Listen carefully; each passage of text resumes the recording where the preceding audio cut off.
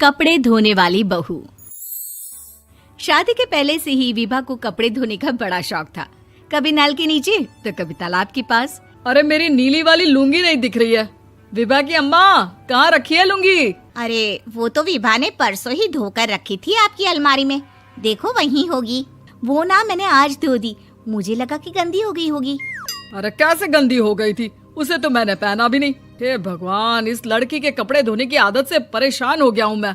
जितना तो घर में राशन नहीं आता, उससे कहीं ज्यादा डिटर्जेंट पाउडर का खर्चा है। इसकी शादी करवा दो, शादी जाए अपने घर में ही करे काम, फिर चाहे घर के कपड़े धोने हो या पूरे गांव के।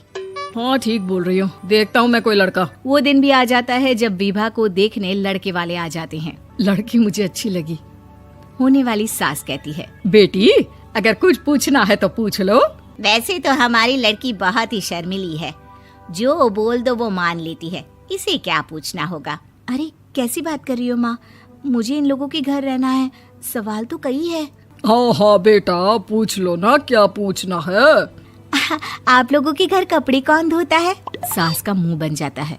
देखो, अगर तुम ये कहना चाहती हो कि तुम्हें कपड़े धोने नहीं आते तो सुन लो, कपड़े मैं ही धोती हूँ, लेकिन तुम्हारे आ जाने के बाद मैं रुमाल तक नहीं धोऊंगी। अरे चुप रहना भाग्यवान, बहू बेचारी घर आई नहीं, उसे डराना शुरू कर दिया।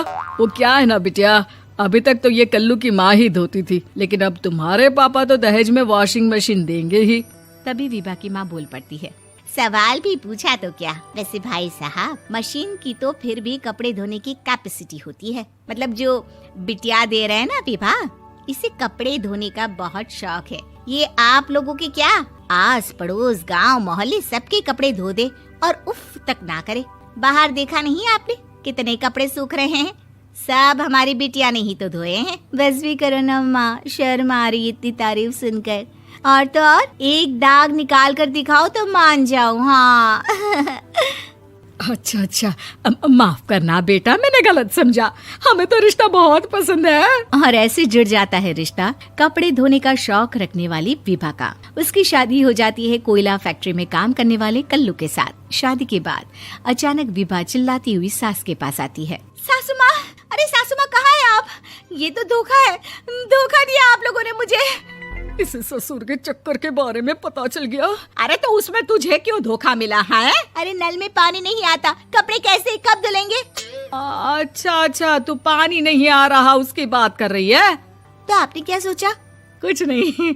अच्छा, तेरी माँ ने कहा था कि कपड़े धोने का शौक है तुझे, याद आया मुझे।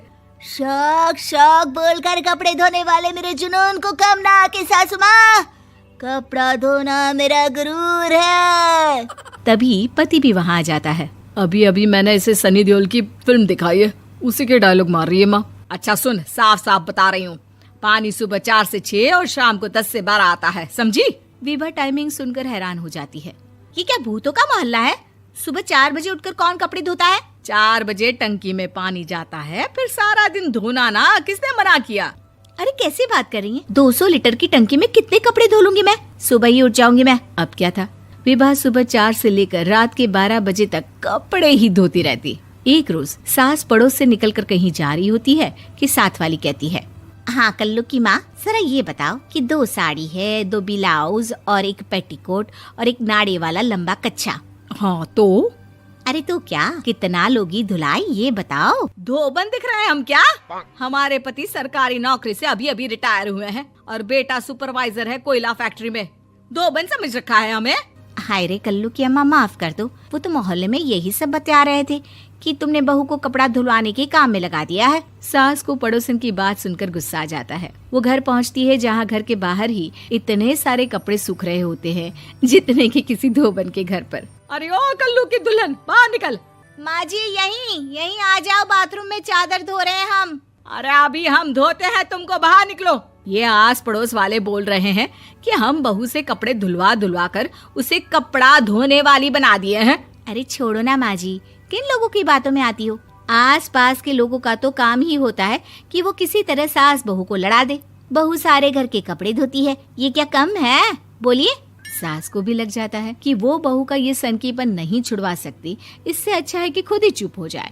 एक रोज सास और बहू मंदिर जाते हैं, जहाँ सास की साड़ी वहाँ खड़ी भीख मांगने वाली से मिलती है। माँ जी क्या बात है, आपकी साड़ी उस भिखारन से कितनी मिल रही है ना? हाँ हाँ देखो तो, दोनों की साड़ी मिल रही है। क्या बात है कल्लू की अम्मा, तुम खुद को तो अफसर की बीवी बताती हो और ऐसी सिंपल सी प्लेन साड़ी पहनकर घूमती हो। सिंपल और प्लेन नहीं है ये साड़ी। तो क्या सोने के धागे से फूल बने हैं?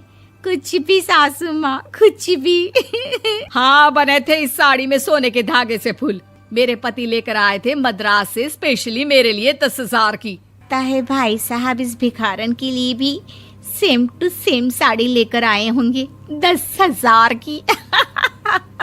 सास उस वक्त तो कुछ नहीं कहती, लेकिन बहू के साथ घर आती है और अलमारी से एल्बम निकाल कर लाती है। ये साड़ी देख रही है, ये वही साड़ी है जिसे मैंने अभी पहना था। इस साड़ी में ये जो चमकदार फूल दिख रहे हैं ना, ये सोने के धागों से काढ़े गए हैं। लेकिन तू लोकल वॉशिंग मशीन ब्रश से घिस घिस कर सारे फूलों को निकाल कर साड़ी प्लेन कर दी। मुझे माफ कर दीजिए सासू माँ। और तो और, जब मैंने तुझे तेरी गलती के लिए कुछ नहीं कहा, लेकिन तूने तो सबके सामने मेरा मजाक ही बना दिया। क्यों? बहू को समझ में आ जाता है कि अब से उसका कपड़े धोना बंद।